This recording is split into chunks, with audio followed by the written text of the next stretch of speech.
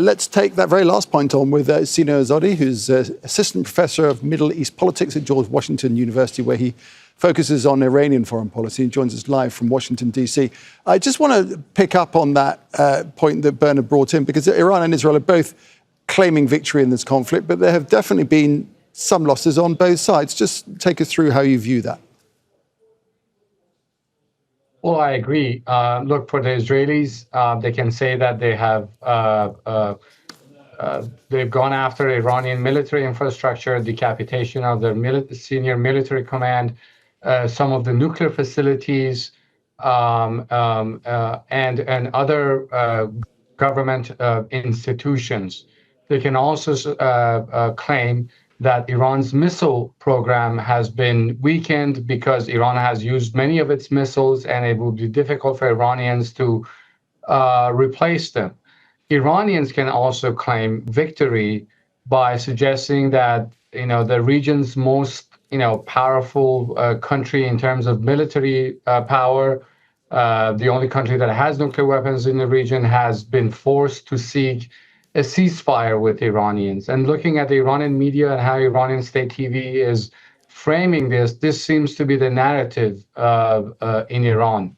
So politically, but at then, the same time, how do you think this has impacted the respective leaderships? Because, as we were just hearing from Bernard, the Israeli leadership, with Benjamin Netanyahu in particular, seems to be up in the polls as a result of this, where 2 weeks ago he was in serious trouble.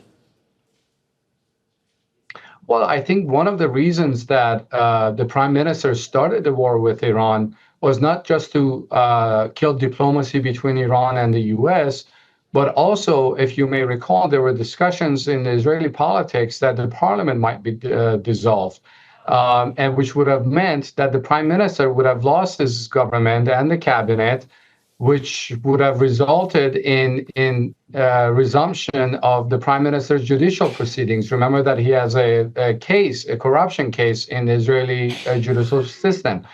But right now, nobody's discussing that. And my sense, I'm not an expert on Israel's domestic politics, but my sense in Israel is that a lot of people are not happy with how the war has evolved.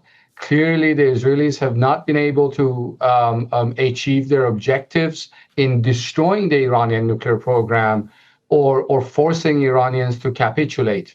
So I don't think the prime minister in the long term, he may have achieved some short-term victory. He can claim some short-term victory, but in the long term, I don't think his leadership served the Israeli interests. So, and politically, from the Iranian point of view, do they come out of this stronger or weaker, do you think? There's been a lot of talk of regime change throughout the past couple of weeks. Well, as I've said, you cannot bring about a regime change through an aerial campaign. In the case of Yugoslavia and Iraq in 1990s is the case in point.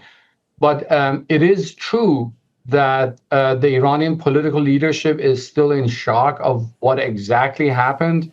The top brass of the Iranian military was decapitated. Sure, these commanders have been replaced, but we have to keep in mind that these were some of the most experienced commanders of Iran, all served in the Iran-Iraq war. And the new generation, some of them have not served in that conflict. So it will take some time for the new commanders to kind of socialize and adapt to their new roles. In terms of political leadership, I am not seeing any instability or any fragility in Iranian political leadership's position.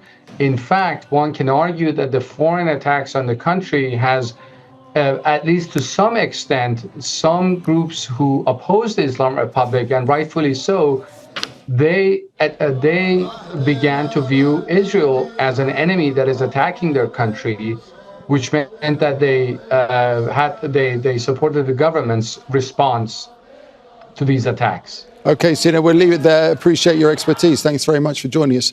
Sina Azodi there. Thank you. Good to be with you. Make sure to subscribe to our channel to get the latest news from Al Jazeera.